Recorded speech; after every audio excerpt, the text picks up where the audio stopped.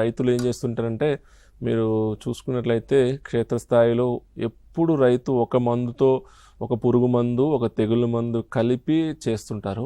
అలాగే రైతులకు కూడా ఒక సందేహాలు వస్తుంటాయి అన్నట్టు. అంటే పురుగు మందు తెగులు మందులు కలిపేటప్పుడు ఏది ముందు చేయాలి, ఎంత గ్యాప్ ఇవ్వాలి, ఇది ఒక మంచి ప్రశ్న అన్నట్టు. ఏ యొక్క మీటింగ్కి వెళ్ళినా కూడా ఈ విత్తన శుద్ధిపై చర్చలు రైతు చర్చా వేదికల్లో కూడా ఈ విత్తన శుద్ధిపై మాట్లాడినప్పుడు ఎక్కువ శాతం రైతులకు సందేహం ఇదే వస్తుంది.